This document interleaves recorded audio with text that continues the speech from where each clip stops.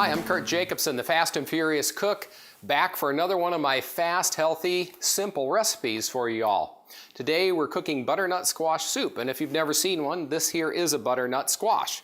Now I've gone ahead and peeled it and cubed it into about 1-inch cubes, but you can buy this stuff already cut up for you in the grocery store if you want to bypass that labor-intensive part of the recipe.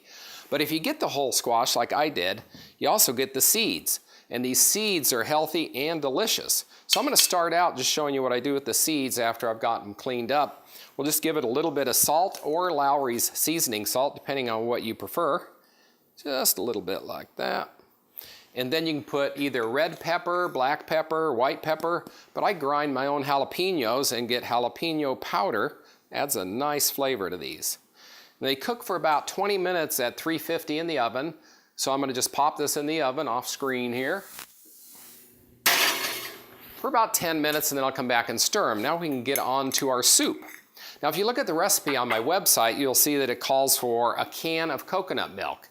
And I'm going to use the light coconut milk today because it is half the calories, making it a little bit healthy. So let's go to the stove and make this up. Okay, I'm going to use this nice Le Creuset enameled cast iron pot. I've got the heat on about what I consider medium-low. That'll get a little bit warm here. And this is sort of an approximate. We're going to use about 1 teaspoon of walnut oil. I like walnut oil for its flavor, and it's also healthy oil.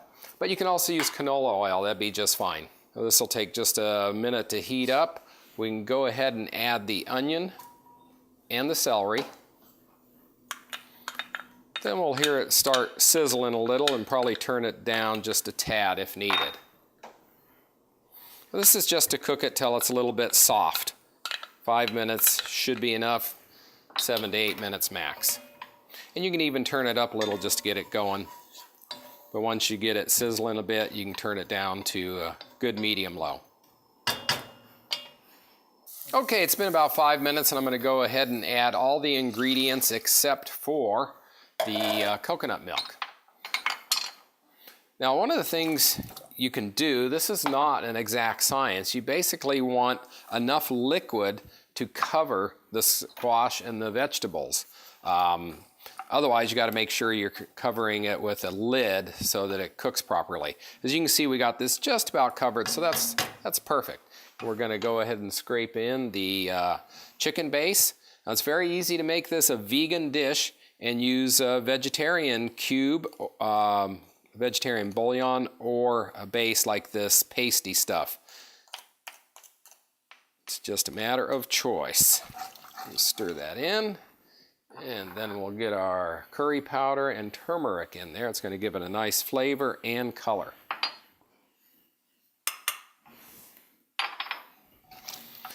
And then this is going to cook for about 15 to 20 minutes until the squash and vegetables are soft.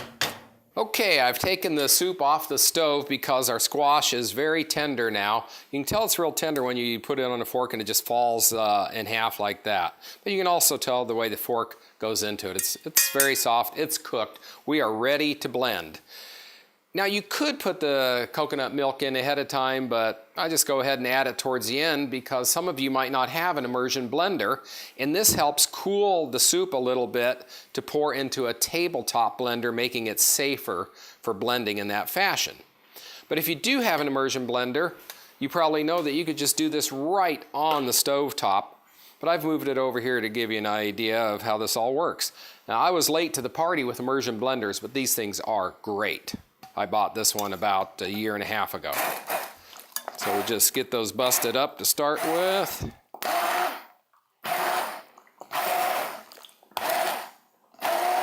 Because you're doing it real flat, this sits flat against the bottom of the pot until you get it mixed up a little bit and bust up the big pieces. Then I'm going to pick it up just a little bit so I know I got some space underneath the immersion blender and I can tilt it. But if you tilt it too much, you're going to be shooting soup all over the kitchen, and when it's hot, that's not fun.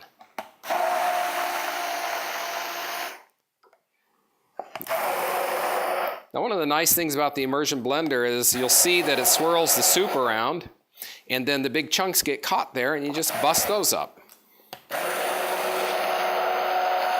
And you could even strain this if you want a nice strained soup, but I don't mind a few bits and pieces in it.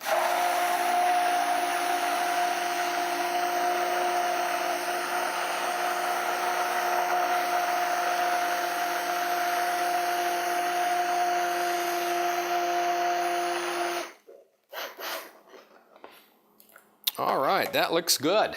Okay, the immersion blender has done its magic, and now I'm going to give it a taste and see how this came out. Smells wonderful. Coconut milk and curry go together great, and the butternut squash fits great in this recipe. That's almost perfect, but I will add a little bit of white pepper before serving it. This is a great soup for cold winter days like today. It is less than 10 degrees outside today, so this hot soup is going to be appreciated. Okay, here's a serving suggestion for the soup. You probably wonder, well, what happened to the seeds that I cooked from the butternut squash? Well, they're out of the oven, they're brown and crispy, and they are delicious. So here's how I serve this soup at home. I'll go ahead and put some in the bowl. Fill it up just about to the top. And then you take this lovely little bowl of soup with about a tablespoon of seeds and just sprinkle those on top. Some of them float, some of them sink, but when you bite into them, they're nice and crunchy and full of flavor, and they add a lot to this soup. I hope you give this a try, and you can find the recipe on www.fastandfuriouscook.com. It is another one of my original recipes. Enjoy, and please leave a comment on how you like it. See you next time.